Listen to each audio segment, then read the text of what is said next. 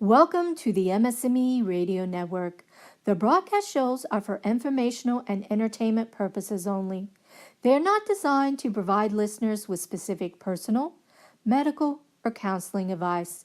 Individuals with a medical issue should always consult their healthcare provider.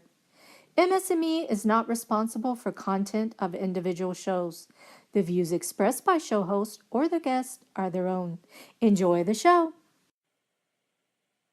Hi, this is Kelly Alderton. I want to welcome you to my show, Live in Hope, Focus on Healing on the MS&Me Radio Network. And I just want to thank everybody for tuning in because I really try to make these broadcasts of value to my MS family. And today I'm going to be talking about a very controversial topic, if you will.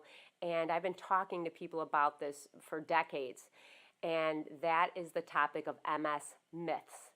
The myths that limit us or control the way we deal with our condition or this journey living with MS.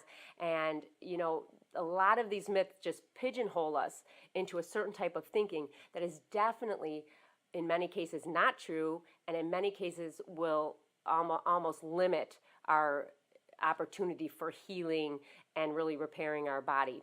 So let's go ahead and get started and let's talk about some myths here. And I'm going to kind of lump a few of these myths together. And one that is that you can't beat MS, that you'll die from MS, or that MS is incurable. Now, I'm living proof.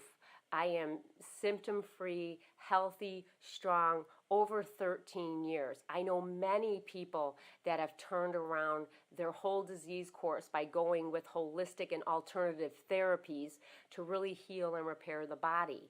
So, of course, I think I am totally cured of MS. And so you have to think about that when someone puts that label on us that it's incurable. There's not really any science backed by that. But I can tell you there's plenty of science and evidence showing all the people that have turned around their disease using different protocols. Now, another thing that many doctors use on us is that, we'll die from MS. And that to me is just fear-mongering, scare tactic, because you can live just as long as anybody else with your MS. You just have to do things in a certain way. Now, I know some of you might already be throwing up a red flag saying, hey, I know some people that have died from MS, but this is my question. Did they die of MS or did they die of the disease-modifying therapy reactions and side effects? Because we know the DMDs can cause cancer. We know they can also cause PML, that brain infection that's deadly. We know the DMDs will suppress your immune system so bad that you can get other autoimmune conditions. You can get other illnesses. I've known people who have almost died from simple bronchitis because their immune system was suppressed so severely that the body just could not fight it. So there's some things you have to think about when you're thinking about that idea of longevity and MS. Now, another really profound thing that we all hear, and again, it's a myth, that our immune systems are attacking itself. Guys, that has never been proven. And in fact, as I was preparing for this broadcast, I went to the National MS Society page and I asked that question. And this is exactly what is on the National MS Society page, and you guys can I'll go look it up. Multiple sclerosis is considered to be an immune-mediated disease in which the body's immune system attacks the central nervous system. Most MS experts believe it to be an autoimmune disease, although this continues to be the subject of debate in the scientific community. Autoimmunity, the prefix auto means self, means that the immune system is reacting against normally occurring antigens or proteins that stimulate an immune response in our bodies, and as if these antigens were foreign. However, no specific antigen has yet been identified in MS, leading some and many MS experts to conclude that MS cannot be classified as an autoimmune disease at this time. Guys, this is on the National MS Society page. Let me say that again. Some MS experts concluded that MS cannot be classified as an autoimmune disease at this time. Doesn't that just destroy everything on the foundation of how they're having us deal with our MS and these disease modifying therapies and all these other protocols. I mean, it gets kind of crazy when you hear that, because we're always told got to suppress that immune system because our immune system is attacking itself. So just think about that a little bit. Another MS myth is that there is a single cause of MS. Now, in these last 30 years, I've heard plenty of ideas, but there's still no single cause of MS. Some doctors will say it's vascular. Some people will say it's from past traumas, either in an accident or personal trauma and emotional traumas. Is it a vitamin or mineral deficiency? Is it from environmental toxins? Like I've stated before, I played softball for over a decade under high voltage power lines. My twin sister also did the same thing, and we were both diagnosed in our teens with MS. So was that a factor? I don't know, but no doctor will say yes or no either way. Another MS myth is MS caused by stress? And when we think about stress, we know stress can invoke a relapse. Just because our body, when you're stressed, goes into that fight or flight mode, it's not safe for us. It's not healthy. So can stress be the cause factor of us having MS? Again, there's no scientific proof to that, but some doctors will say yes. Is it caused by an infection, or is it caused by a fungus? Again, we're not really sure. Doctors simply don't know what causes MS, although the only treatment they prescribe for us on a daily basis is drug therapy. Drug therapy that suppresses the immune system so severely that you do open yourself up to more illness, infections, and maybe even progression of your MS. Just like I had talked previously about my twin sister who was on all the disease-modifying drugs. Her MS actually progressed when she got on Rebif, and she couldn't walk. Once she went off the DMDs, her body started healing again. So we have to think about that. And why is there only one way with traditional medicine to deal with our MS? Because our bodies are so complex. They can't even tell us what caused our condition. They can't tell us the root cause. So how are they going to just put just a DMD label on it that's going to be the thing that helps us? They just can't. Now, another MS myth that we hear all the time, and in fact, this is really concerning for a lot of people when they're looking for support from their family, is that you don't look sick. How many of you have heard that out there? I used to hear that all the time. I would just be laying around because my legs weren't working properly, or they had that like numbness and tingling and achiness. Oh, you look good. You don't look sick. Well, that is something that is a big issue for those of us living with MS, because we look healthy on the outside, meaning we walk normal, our skin's normal, our face looks normal. So some people may think that we're not really sick, or some people may, and I've heard this a lot, think that you're faking it just to get some type of sympathy or attention. Now, any of us in this journey understand MS is notorious for wreaking havoc on our bodies all internally. From the top of our head to the tips of our toes. We know this. And because of this, it may be totally unnoticeable to other people, but of course it's very apparent to the MS sufferer, right? Because we're living with it every day. So therefore, we have to really look at MS as the most silent or invisible disabilities because of this. So with this misconception, I've heard so many stories from other MS family members saying how their family is just not getting it. They see them and they say they look good, and they're wondering why they can't go out and do everything, why they can't, help out more. So this is a misconception that we definitely have to hit at a head on, because people will be misunderstood.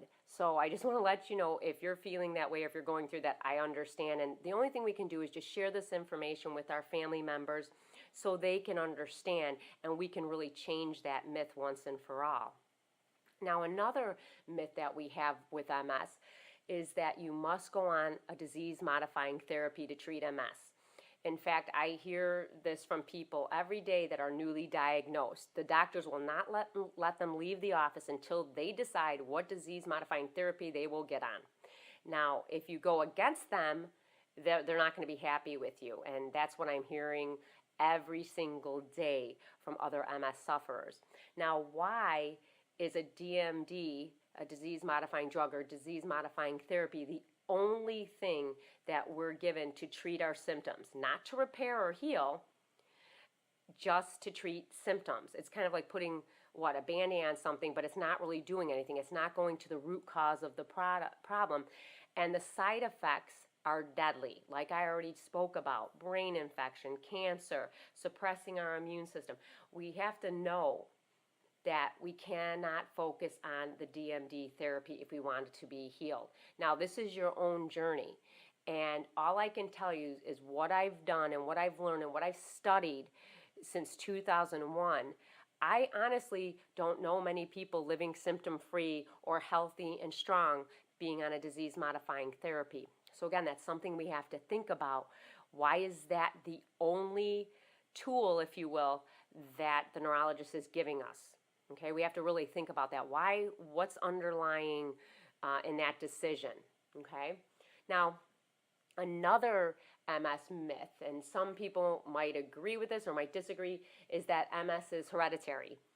Now, I know plenty of people who are the single person in their whole family with MS.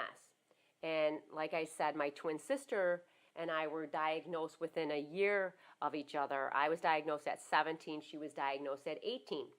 Now, why I don't believe it's hereditary is because I believe it's simply the fact that we were exposed to the same things. My sister played all those 10 years with me, softball under those high voltage power lines. We ate the same foods. We cooked everything, breakfast, lunch, and dinner, snacks in the microwave. We were exposed to the same environmental toxins. My dad was the guy who always had the greenish yard and everything, spraying everything, bug killer, everything like that. We would be playing in the yard. We were exposed to the same stressors even. So that's why I really say we have to take a big look at it. Are we all being, exposed to the same factors, or is it really hereditary? So that's really just my opinion on that.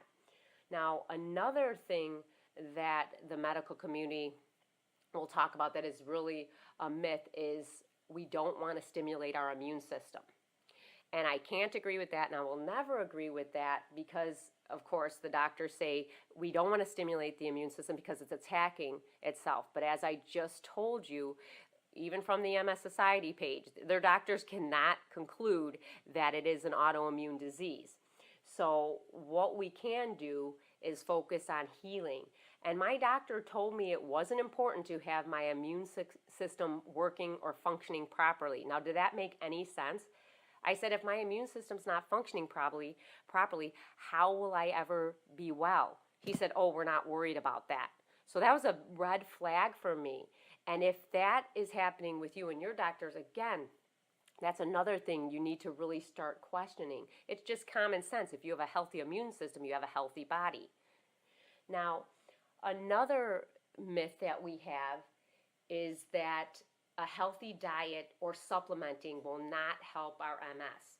But all evidence to the contrary. We know people are having amazing results by eating healthy and supplementing.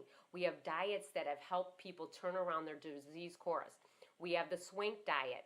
The Swink diet is based on over 50 years of research and people turning around their MS. We have the Walls diet. We have the OMS diet.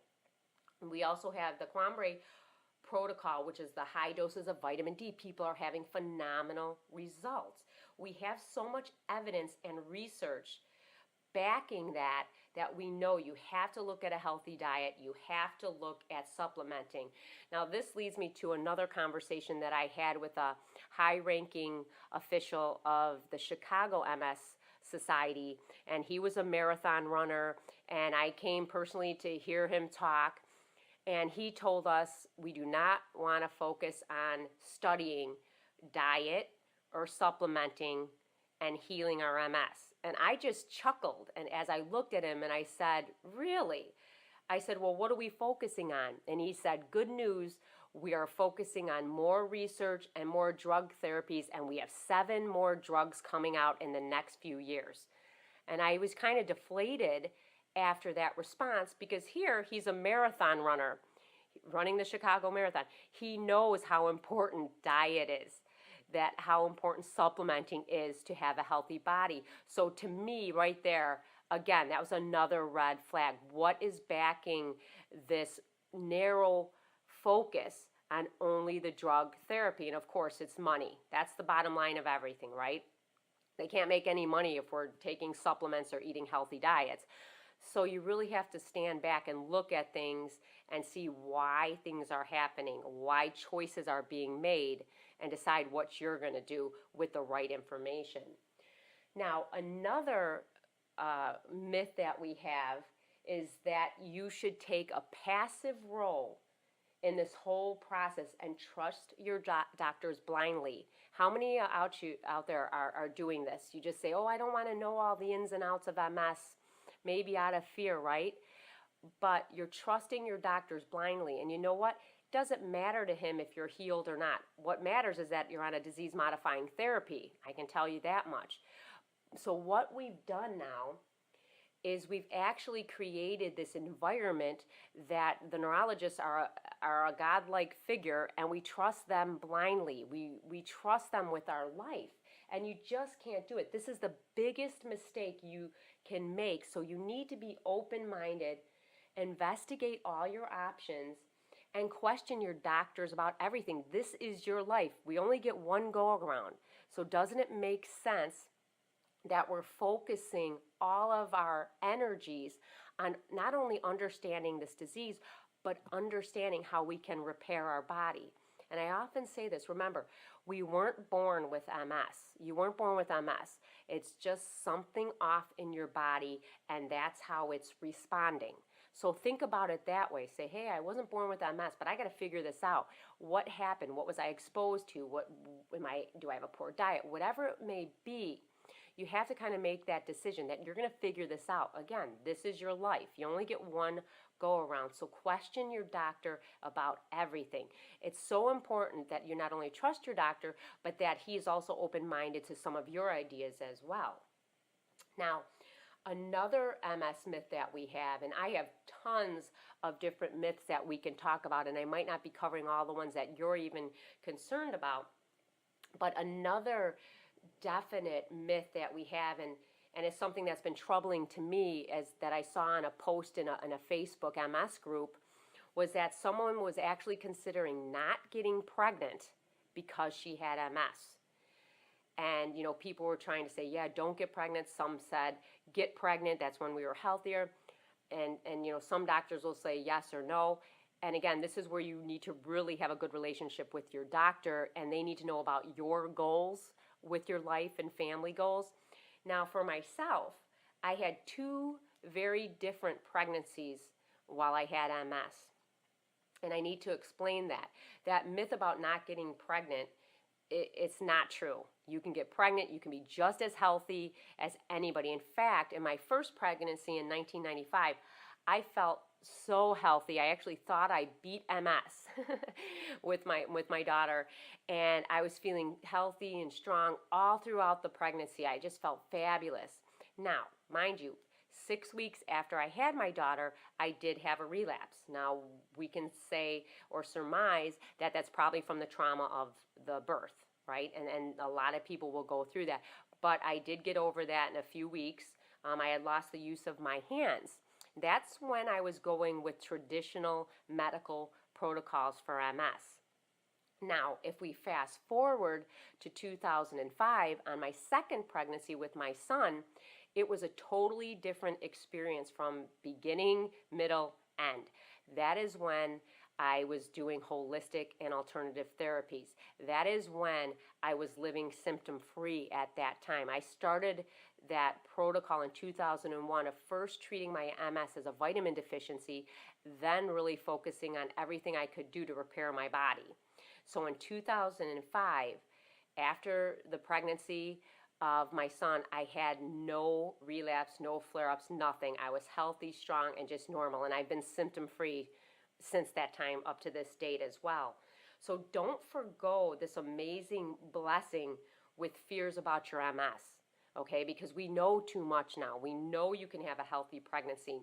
And you can look around, talk to your doctor. Most people are living so well during their pregnancy. But again, we have to focus on healing and repairing, so maybe you won't have that relapse after you have the child. You know what I mean? But don't forego that. Just really think about that, because you're going to be okay. And that is something, that I am so glad that I did have 2 healthy pregnancies, and I'm doing wonderfully right now. Now, when we start to think about these myths, and another one that terrifies people, and I know a lot of doctors will use this when someone's first diagnosed, into pushing them into the disease modifying therapies. And I know many of my closest friends with MS were told this by some of the best neurologists in the country, that they would end up in a wheelchair. That again is a myth. That's simply not true. And you need to know, if you focus all your energies on healing and doing things in the right way, with a healthy diet, with supplementing, with exercise, with de-stressing, whether it's meditation or journaling, dry brushing, earthing, alternative therapies like acupuncture, chiropractic care, massage. If you're focusing on ways to heal, you're not going to end up in a wheelchair. And in fact, that doesn't happen all the time.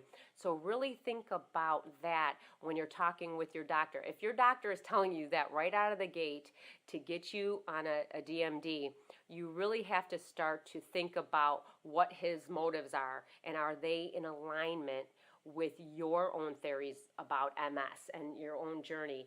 And that is the one scary thing about it, guys, is that these MS myths are just somebody else's ideas or opinions to kind of pigeonhole us, if you will. Trying to tell us that this is what's going to happen, or this is the protocol we have to follow. It just doesn't make sense. And another myth I want to talk about, and I know our time is kind of going here, is that you can't exercise with MS. Some people are saying, oh, I'm just going to sit here and lay around and everything with my MS. But you know what? No matter what condition you're in, one of the best things you can do for your MS is exercise. You're going to strengthen your core. You're going to help your circulation. You're going to build strong muscles that are going to be able to support you. It's good for your sleep. It's good for your energy levels. So really know that exercise is invaluable for your journey here with MS. Now, talking about MS, and I'm going to get away a little bit from the myths, but I want to tell you, if you're working out and you have MS, make sure you find out, if you're working with a trainer, that this person is skilled with dealing with people with MS. Because historically what has happened is, every trainer I worked out with when my MS was still, having, it was fairly unstable, they would push me really hard by doing heavy walking on the treadmill or riding the bike. And then what would happen? I would get overheated. My legs would start being numb and tingly. My feet would almost feel like I couldn't move. So know that if you are going to work out with a trainer, and I highly recommend it, because especially when you're starting out, it's really going to get you on the right path and get you committed properly. Just make sure that trainer understands MS, your overheating concerns, and understands what you have to do to help have the best workout possible that's really going to benefit you instead of hurting you, like I said, with the numbness and the tingling and things like that. Now, one other thing I want to talk about when we're talking about our MS myths, and I hope you guys are enjoying this, because what we know about these MS myths is these are just going to be limiting us. These are the ones that you're going to go and talk to your doctor and say, no, doc, I know this to be different, right? And another thing we need to talk about is, a lot of people will say, oh, MS isn't painful. For who, I would say, because we do know MS is painful. And this is another one of those myths.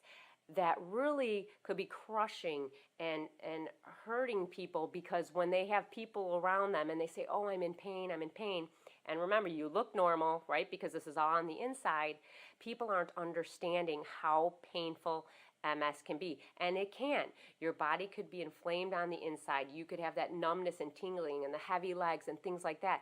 And your body's going to ache. Your joints are going to ache. Just know that is a myth. We need to let other people know that yes, MS can be an extremely painful condition. And hopefully by sharing this information with others, maybe your family member doesn't understand and you can kind of get them plugged into this so they can understand this is just a myth. It is quite true.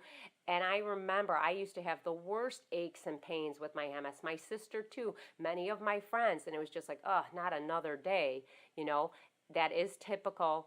But no, you have to focus on just fighting that inflammation to kind of give you some more space, if you will, within your body to help it heal, if that makes sense to you. You know, you have to do the things that are going to lessen inflammation in your body with diet, with exercise, with supplements, with chiropractic care, massage, the things that are going to help ease that pain. So really think about that. And again, that is the one thing that we hear all the time. My family's not supporting me. They don't understand, you know, how much pain I'm in. This person or that person said it's not a painful condition. And that's simply not true. And I just pray that you can share this information so others can understand as well. And the final thing I want to talk about is something that I was told by my pediatric neurologist back in 1988. He said, Kelly, don't worry. We're going to have a cure for MS in 5 years. And how interesting was that? I walked out of there thinking, no worries, we'll have a cure in 5 years. But I want to ask you, when we look at traditional MS protocols, are we any closer today to a cure than we were back in 1988? And I want to say no on the traditional side, because they make too much money on the disease modifying therapies. They do. It's big business. Your illness is big business. So you have to think about that as a whole. Now, when we think about that, when I was diagnosed in 1988, they were not pushing drug protocols like they are now. So in my mind, they just didn't know the kind of money they could make at it. You know, and that's what we're seeing now. An MS society and many doctors and big pharma solely focus on disease-modifying therapies, because if we're healed, they've lost a customer. So think about that and think about common sense when we're thinking about healing and the disease-modifying therapies and actually a cure, because, you know, it's just not in their regimen for us, if you will. Now, when I say about cures, I do think we have a cure. I do think we have ways we can heal if we start looking to holistic and alternative therapies. Now, I know some people say they never heard about it, but get plugged into ways to heal your body. If you heal your immune system, if your body is functioning properly, your body will naturally heal. And that's just simple science.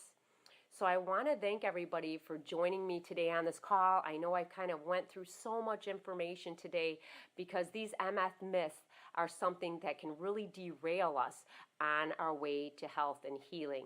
Check out us on MS&Me Radio Network. We have a 24/7 broadcast that's available, and I want to wish you all good health and happiness, and God bless.